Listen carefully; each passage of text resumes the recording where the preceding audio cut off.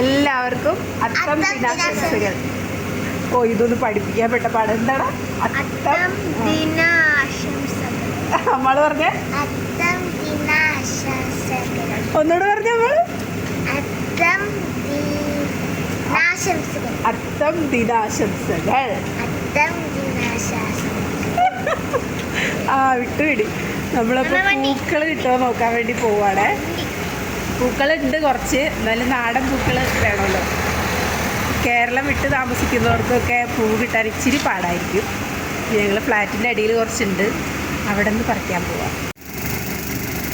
കഴിഞ്ഞ വർഷം ഇതുമ്പോൾ നിറച്ച് വെള്ളപ്പൂക്കളുണ്ടായിരുന്നു കേട്ടോ. ഈ താഴെ കിടക്കുന്നതാണോ, ഇവിടെ ഇങ്ങനെ പരവതാനി പോലെ ഈ വെള്ളപ്പൂ ഉണ്ടാവുന്നതാണ്. ഇപ്രാവശ്യം ഒട്ടും പൂത്തിട്ടില്ലല്ലോടാ. അയ്യോ ഈ പൂവില്ലേ, ഈ പൂ ഈ പൂവാണ് നമ്മൾ ഉണ്ടാവുന്നത് കേട്ടോ. നിറച്ചുണ്ടാവുന്നതാണ്, അപ്പം അധികം ഇല്ല. കുറച്ച് എന്തായാലും കിട്ടിയതെടുത്തിട്ട് പോവാം. പണ്ടൊക്കെ നമുക്ക് അത്തായാലാണ് ആ ഓണം വന്നു എന്നുള്ളൊരു ഫീലൊക്കെ ഉണ്ടാവുക അല്ലേ. ഇന്ന് പിന്നെ അങ്ങനെയൊന്നും അല്ലല്ലോ. ഒരു മാസം മുന്നേ സോഷ്യൽ മീഡിയയിൽ ഓണമൊക്കെ തുടങ്ങി. നമ്മളിവിടെ ചെന്നൈയിൽ വന്നതിന് ശേഷമാണ് കേട്ടോ ഡെയിലി പൂക്കളിടാൻ പറ്റുന്നത്. അത്തം തൊട്ട് തിരുവോണം വരെ പൂക്കളിടാൻ എനിക്ക് ഭയങ്കര ഇഷ്ടം. 10 ദിവസം പൂക്കളിടാതെ. പക്ഷേ ഡൽഹിയിലായിരുന്ന സമയത്തൊന്നും നമുക്ക് പൂക്കളിടാൻ പറ്റിയിരുന്നില്ല. ഇവിടെ ഇഷ്ടം പോലെ പൂക്കൾ കിട്ടും. അപ്പോൾ പൂക്കൾ വാങ്ങിച്ചിടുന്നേക്കാളും ഇങ്ങനെ കഷ്ടപ്പെട്ട് പറിച്ച് ഒരു പൂക്കൾ പറിച്ചുകൊണ്ടിരിക്കുക, ഇങ്ങനെ പറിച്ചിടുന്നതിനൊരു ഭയങ്കര ഫീലല്ലേ. അപ്പോൾ ഞങ്ങൾ അതിന് വേണ്ടി ഇറങ്ങി. അത്തം ദിവസമൊക്കെയാണ് പിന്നെ പച്ച കളർ കിട്ടാൻ വേണ്ടി ഇലയൊക്കെ പറിക്കാനായിട്ട് പോവും. ഈ പൂവ് കിട്ടും, അരളിപ്പൂ, അങ്ങനെയുള്ള കുറച്ച് പൂവൊക്കെ കിട്ടും. പിന്നെ നമ്മൾ മേടിക്കും തെച്ചി, റോസ്, ജമന്തി, അതൊക്കെ മേടിക്കും. അങ്ങനെ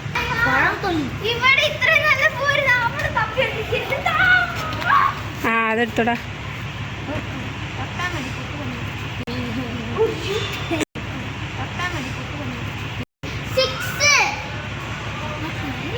പച്ചക്കളർ കിട്ടണമെങ്കിൽ പിന്നെ ഇലയില്ലാതെ വേറെ രക്ഷയില്ല. നാട്ടിലൊക്കെ ആണെങ്കിൽ നമ്മളിങ്ങനെ ചീരയൊക്കെ കട്ട് ചെയ്തിടും അല്ലേ, ബ്രൗൺ കളർ ചീര. ഇവിടെ ഇപ്പോൾ പൂമരമുള്ളത് കൊണ്ട് നമുക്ക് പച്ചക്കളർ കിട്ടും. ആ മതി. അപ്പം ഇത്രയാണ് താഴ്ന്ന് പൂ കിട്ടിയുള്ളൂ കേട്ടോ. അത് പാൽക്കുപ്പിയാണ്, അത് കാണിക്കണ്ടെന്ന് പറയണം. അപ്പോൾ അത് പാൽക്കാരന് വേണ്ടി വെച്ചതാട്ടോ. അപ്പം നമുക്കിനി വാങ്ങിച്ച പൂവ് എടുക്കേണ്ടി വരും, കാരണം അധികം പൂവൊന്നും താഴേന്ന് കിട്ടിയില്ല. ചെമ്പരത്തി പോലും കിട്ടിയില്ല. അപ്പോൾ റോസും ജമന്തിയൊക്കെ കൂടി ഇടാം. മതി ഇടാക്കൂ, അത് കറക്റ്റ് സർക്കിൾ തന്നെയാ. മതി.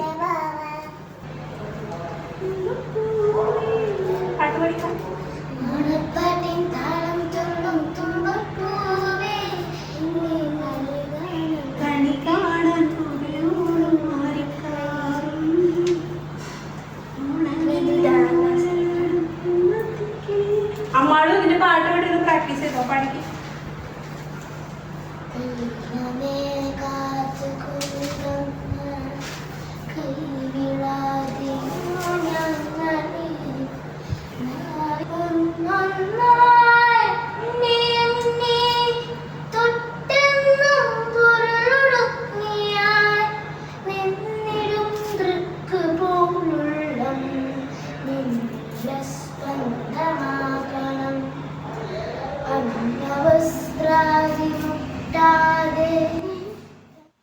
മക്കള് കേരള സ്കൂളിലാണ് പഠിക്കുന്നത് കേട്ടോ, LKG സ്കൂളിൽ. അപ്പോൾ ഇവിടെ ഓണത്തിന് പരിപാടികളുണ്ട്. അപ്പോൾ അതിൻ്റെ പാട്ട് പ്രാക്ടീസ് ചെയ്തോളാൻ പറഞ്ഞിട്ട് ചെയ്തുകൊണ്ടിരിക്കുക.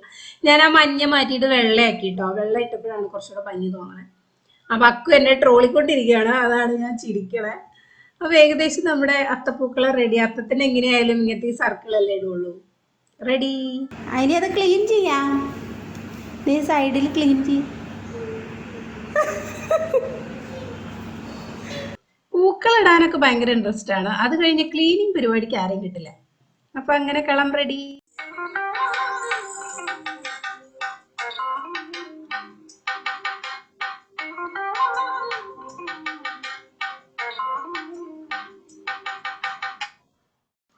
ഞങ്ങൾ അവിടെ പുറത്ത് പൂക്കൾ ഇട്ടുകൊണ്ടിരിക്കുമ്പോൾ ഇവിടെ അടുക്കളയിൽ ഇന്ന് നളപാചകമായിരുന്നു.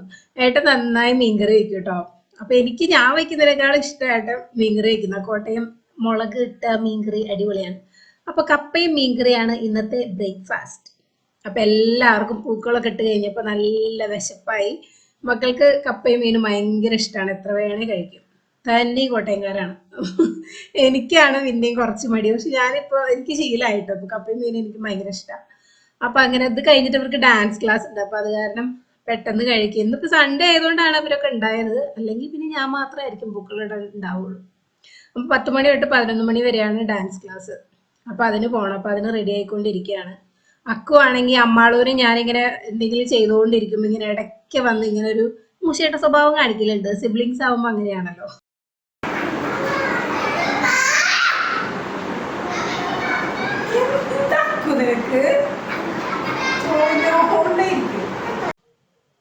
ഇവരിവിടെ റെഡി ആയിക്കൊണ്ടിരിക്കുമ്പോൾ അവരുടെ ഫ്രണ്ട്സ് വെളിയിൽ നിന്നിട്ട് ഇങ്ങനെ ചോദിച്ചുകൊണ്ടിരിക്കുകയാണ്, അത് എന്താണ് പൂക്കളം എന്നൊക്കെ പറയണം, എന്താണെന്നൊക്കെ ചോദിച്ചുകൊണ്ടിരിക്കുകയാണ്.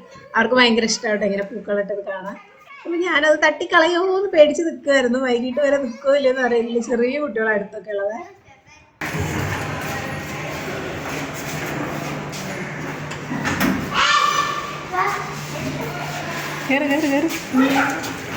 ഡാൻസ് ക്ലാസ് തൊട്ടടുത്താണ്, വാക്കിംഗ് ഡിസ്റ്റൻസ് ഉള്ളൂ. നമ്മൾ കൊണ്ടാക്കേണ്ട കാര്യമൊന്നുമില്ല. പക്ഷെ റോട്ടിൽ ചിലപ്പോൾ നായ്ക്കളുടെ ശല്യം ഉണ്ടാവും.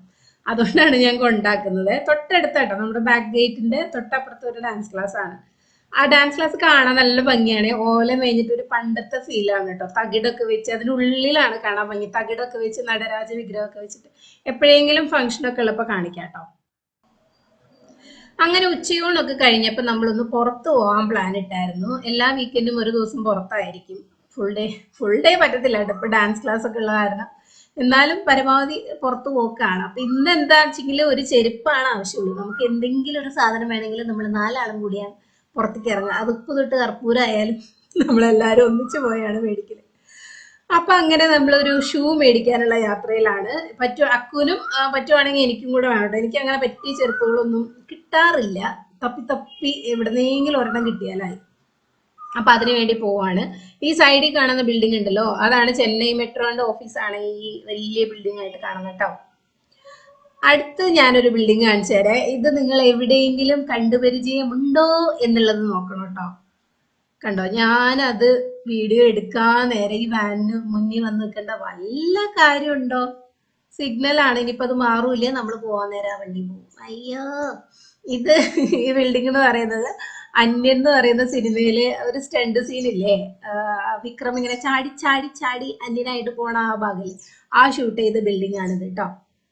മര്യാദയ്ക്ക് അതൊന്ന് കാണിക്കാന്ന് വെച്ചപ്പോൾ ആ വാൻ അവിടെ കൊണ്ട് നിർത്തി. പോട്ടെ, ഇങ്ങനെ കണ്ടുല്ലോ, സംഭവം മനസ്സിലായല്ലോ, ആ ചാടി ചാടി പോണത്. ഇവിടെ ഇങ്ങനെ കുറെ ഫിലിം സ്റ്റാർസിന്റെ ഒക്കെ വീടുണ്ട്. നമ്മുടെ ദൃശ്യം മീന ഉണ്ടല്ലോ, മീനയുടെ ഒക്കെ ഫ്ലാറ്റ് ഇവിടെയാന്ന് പറയപ്പെടുന്നു. ഞാൻ കണ്ടിട്ടില്ല. എന്തെങ്കിലും കാണാൻ യോഗ ഉണ്ടെങ്കിൽ കാണിക്കാം കേട്ടോ. അപ്പൊ അങ്ങനെ നമ്മള് ഒരു ഷോപ്പിംഗ് മാളിലേക്കാണ് പോണത്. ഈ ഷോപ്പിംഗ് മാളിന്റെ പ്രത്യേകത എന്ന് പറയുന്നത്, ഇത് പണ്ടത്തെ ബ്രിട്ടീഷുകാരൊക്കെ ഉള്ള കാലത്ത് പണിതിട്ടുള്ള ചെന്നൈയിലെ ആദ്യത്തെ ഷോപ്പിംഗ് മാൾ എന്നാണ് പറയുന്നത് കേട്ടോ. ഇതിന്റെ ഡിസൈനൊക്കെ കാണുമ്പോൾ അറിയാലോ, ഫ്രണ്ടിലത്തെ ആ ഒരു ഡിസൈനൊക്കെ പഴയ ഒരു സ്റ്റൈലല്ലേ.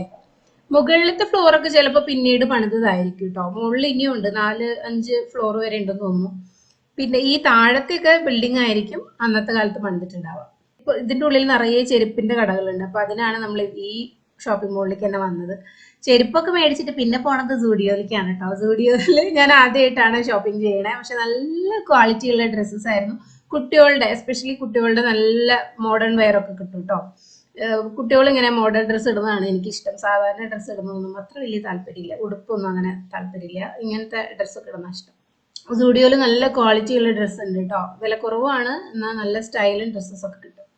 അപ്പൊ പിന്നെ പുറത്തിറങ്ങി കഴിഞ്ഞാൽ പിന്നെ ഭയങ്കര വിശപ്പാണ്. അപ്പൊ അമ്മാള് ബ്രൗണി അടിച്ച് കയറ്റിക്കൊണ്ടിരിക്കുകയാണ്. എനിക്ക് ഇതിന്റെ ബാക്ക്ഗ്രൗണ്ട് നല്ല ഇഷ്ടപ്പെട്ടത്. ഫുള്ള് സിംഗേഴ്സിന്റെ ബാക്ക്ഗ്രൗണ്ട് ഒക്കെ വെച്ചിട്ടല്ലേ, നല്ല ഭംഗിയാണ്. അപ്പൊ അതൊക്കെ കഴിഞ്ഞ് നമ്മൾ പിന്നെ അവിടെ നിന്ന് ഇങ്ങോട്ട് പോന്നു. ഒരു ചെരുപ്പ് വാങ്ങിക്കാൻ വന്നിട്ട് നമ്മൾ ഒരു ലോഡ് തുണിയായിട്ടാണ് പോണത്. പിന്നെ രാത്രിയായിട്ടോ, നമ്മൾ ഇറങ്ങുമ്പോൾ രാത്രിയായി. പിന്നെ റോഡ് മുഴുവനും മഴയായിരുന്നു. പിന്നെ ഞാൻ അധികം വീഡിയോ ഒന്നും എടുത്തില്ല. അപ്പൊ ഇത്രയുള്ള വീഡിയോ ഇഷ്ടപ്പെട്ടെങ്കിൽ ലൈക്ക് ചെയ്യാനും കമന്റ് ചെയ്യാനും മറക്കരുത്. നമുക്ക് അടുത്ത വീഡിയോയിൽ കാണാം. ബൈ. അപ്പൊ ഓണവിശേഷങ്ങളൊക്കെ എവിടെ വരെയാന്ന് പറയണം കേട്ടോ.